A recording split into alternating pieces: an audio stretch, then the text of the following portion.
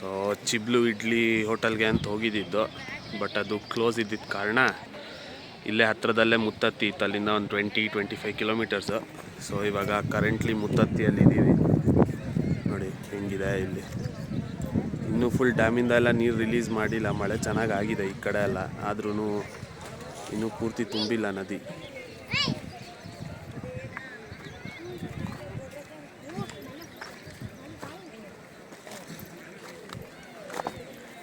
ಇವಾಗ ಸಮಯ ಬಂದು 8:30 ಬೆಳಿಗ್ಗೆ.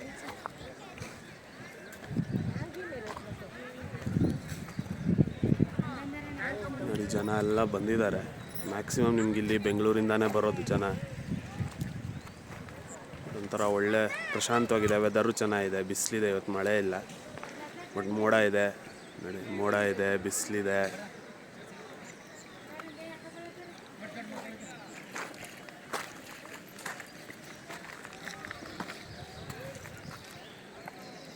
ನೀರು ಚೆನ್ನಾಗಿದೆ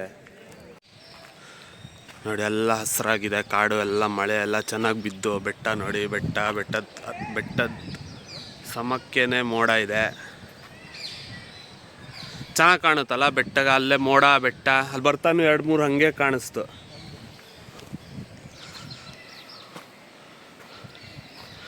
ನೋಡಿ ಇಲ್ಲೆಲ್ಲ ನೀರು ಫ್ಲೋ ಚೆನ್ನಾಗಿದೆ. ಬಟ್ ಏನಂದರೆ ಇಲ್ಲಿ ಜನ ನೋಡಿ ಬಂದು ಕಸನೆಲ್ಲ ಇಲ್ಲೇ ಎಸ್ದಿರ್ತಾರೆ. ಅದನ್ನು ಅವಾಯ್ಡ್ ಮಾಡಿ. ನೇಚರ್ನ ಯಾಕೆ ಹಾಳು ಮಾಡ್ತೀರಾ ಸುಮ್ಮನೆ ನಿಮ್ಮ ಖುಷಿಗೆ. ನೋಡಿ ಇಲ್ಲಿ ಜನ ಬಟ್ಟೆ ಒಗೆಯೋದು, ಕಾರ್ ತೊಳೆಯೋದು.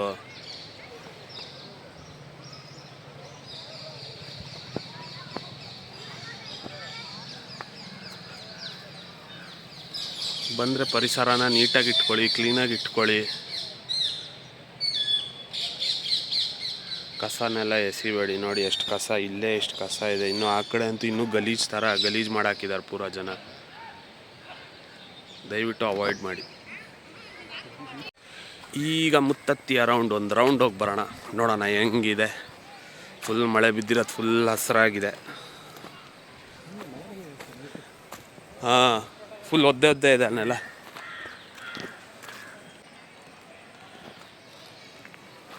ಈ ಏರಿಯಾದಲ್ಲಂತೂ ನೀರು ಈಗಲೇ ತುಂಬ ಆಳ ಕಾಣುತ್ತೆ, ಆಳ ಇದೆ ಅನಿಸುತ್ತೆ. ಸೊ ಯಾರು ಬಂದರೆ ಇಳಿಯೋಕ್ಕೆ ಹೋಗಬೇಡಿ ನೀರಿಗೆ. ತುಂಬ ಚೆನ್ನಾಗಿ ಈಜು ಬರುತ್ತೆ ಅಂದ್ರೂ ಇಳಿಯೋಕ್ಕೆ ಹೋಗಬೇಡಿ, ತುಂಬ ಡೇಂಜರ್ ಏರಿಯಾ ಇದು.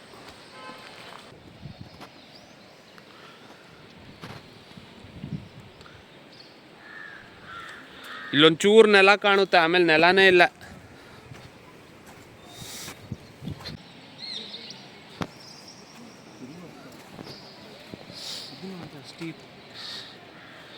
ಇಲ್ಲಿವರೆಗೂ ಹೋಗ್ಬೋದು, ಆಮೇಲೆ ಗೊತ್ತಿಲ್ಲ. ಅಲ್ಲಿ ಜಾರಿದ್ರೆ ಹೋಯ್ತು. ಇಲ್ಲೇನು ಹಿಡ್ಕೊಳಕ್ಕೂ ಇಲ್ಲ.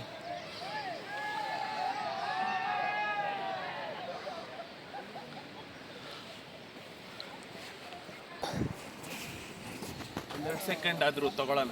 ಹೌದು, ಮಾತಾಡಿ, ಏನಾದರೂ ಎಕ್ಸ್ಪ್ಲೇನ್ ಮಾಡಿ ಜಾಗದ ಬಗ್ಗೆ.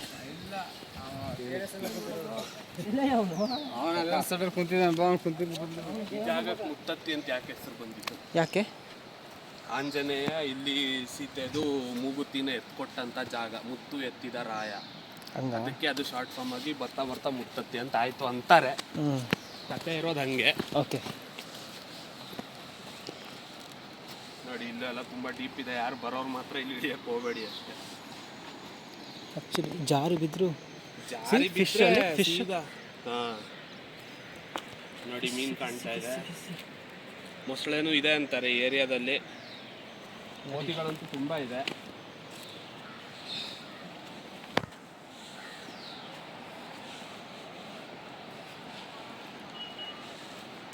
Hi guys.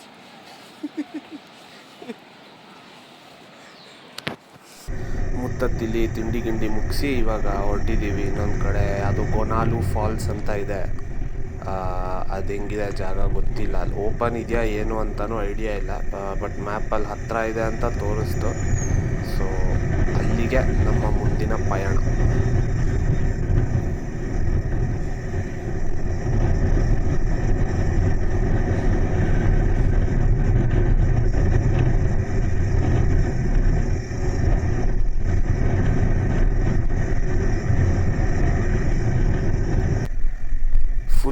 ಕಡೆ ಇದೆ, ಇದು ಫುಲ್ ಒಂಥರ ಆಫ್ ರೋಡಿಂಗೆ. ನಮ್ಮ ಬೈಕ್ಸ್ ಮೊದಲೇ ಆಫ್ ರೋಡಿಂಗಿಗೆ ಸಪೋರ್ಟ್ ಮಾಡಲ್ಲ, ಬಟ್ ಆದರೂ ಹೋಗೋಣ ಅಂತ ಆಫ್ ರೋಡ್ ತೊಗೊಂಡಿದ್ದೀವಿ. ಇಲ್ಲಿಂದ ಮ್ಯಾಪಲ್ಲಿ ಒಂದು 7-8 ಕಿಲೋಮೀಟರ್ಸ್ ಬರೀ ಆಫ್ ರೋಡೇ ತೋರಿಸ್ತಾ ಇತ್ತು. ನೋಡೋಣ ಹೆಂಗಿದೆ, ಇಲ್ಲಿವರೆಗೂ ಬಂದಿದ್ದೀವಿ ಅಂತ ಅದೇ ರೋಡಲ್ಲಿ ಹೋಗೋಣ ಅಂತ ಆಫ್ ರೋಡಿಂಗ್ ಟ್ರೈ ಮಾಡ್ಕೊಂಡು ಅಲ್ಲೇ ಹೋಗ್ತಾ ಇದ್ದೀವಿ. ನೋಡಿ, ನೀವೇ ನೋಡ್ತಾ ಇದ್ದೀರಾ, ಫುಲ್ ಕಳ್ಳು ಮಣ್ಣು, ಹಳ್ಳ ಗುಂಡಿ ಎಲ್ಲ ಫುಲ್ ಟೋಟಲ್ ಆಫ್ ರೋಡ್ ಇದು.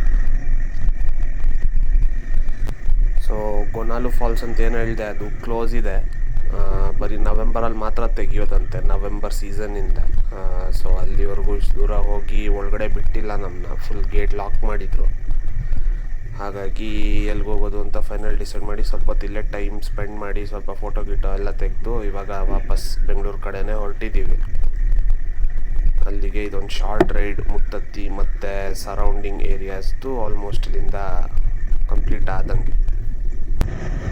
ಬರ್ತಾ ಇಲ್ಲೇ ಕನಕ್ಪುರದ ಹತ್ರ ಒಂದು ಕಾಫಿ ಕುಡಿದು ವಾಪಸ್ ಮನೆ ಕಡೆ ಹೊರಟಿದ್ದೀವಿ. ಇವಾಗ ಸಮಯ ಬಂದು 12:30 ಆಗಿದೆ, ಮಧ್ಯಾಹ್ನ ಒಂದು 1-1:30 ಅಷ್ಟರಲ್ಲಿ ನಾವು ಮನೆಯಲ್ಲಿ ಇರ್ತೀವಿ. ಚೆನ್ನಾಗಿತ್ತು ಟ್ರಿಪ್ಪು.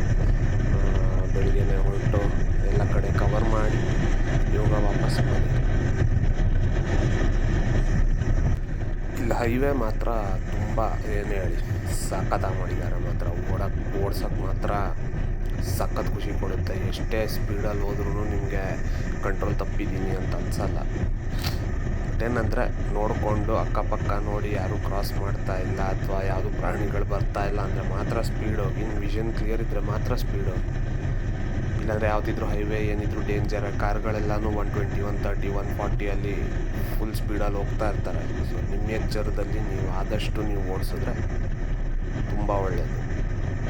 ರೋಡ್ ವೈಡ್ ಇದೆ ಅಂತ ಸ್ಪೀಡ್ ಹೋಗಿ ಶುರು ಮಾಡಿದಾಗಲೇ ಯಾರಾದರೂ ಅಡ್ಡ ಬರ್ತಾರೆ, ತುಂಬ ಡೇಂಜರ್ ಅದು. ಸೊ ನಿಮ್ಮ ಹುಷಾರಲ್ಲಿ ಓಡಿಸಿ. ಕನಕಪುರ ರೋಡ್ಗೆ ಎಂಟ್ರಿ ಆಗಿದ್ದೀವಿ. ಇಲ್ಲಿಂದ ಮನೆ ಒಂದು 15-20 ನಿಮಿಷ ಅಷ್ಟೇ. ಸೊ ಇದು ತುಂಬ ಚಿಕ್ಕ ವ್ಲಾಗಾಗಿ ಮಾಡಿದ್ದೀನಿ, ಬರೀ 8-8.25 ನಿಮಿಷ ಬರುತ್ತೆ ಅಷ್ಟೇ. ಇಲ್ಲಿವರೆಗೂ ನೋಡಿ ಸಪೋರ್ಟ್ ಮಾಡಿದವ್ರಿಗೆ ತುಂಬ ಧನ್ಯವಾದಗಳು. ಮುಂದೆನೂ ಇನ್ನೂ ಒಳ್ಳೊಳ್ಳೆ ಕಂಟೆಂಟ್, ಒಳ್ಳೊಳ್ಳೆ ಟ್ರಿಪ್ ಎಲ್ಲೆಲ್ಲಿ ಹೋಗ್ತೀವಿ, ಒಳ್ಳೊಳ್ಳೆ ವೀಡಿಯೋಸ್ ತರೋಕ್ಕೆ ನಿಮ್ಮ ಮುಂದೆ ಪ್ರಯತ್ನ ಪಡ್ತೀನಿ. ಇದೇ ಥರ ಸಪೋರ್ಟ್ ಮಾಡ್ತಾಯಿರಿ. ಇಷ್ಟ ಆದರೆ ಲೈಕ್ ಮಾಡಿ, ಚಾನಲ್ನ ಸಬ್ಸ್ಕ್ರೈಬ್ ಮಾಡ್ಕೊಳ್ಳಿ.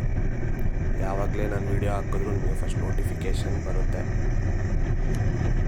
ಸೊ ಸಿಗೋಣ ಮತ್ತೊಂದು ವ್ಲಾಗಲ್ಲಿ.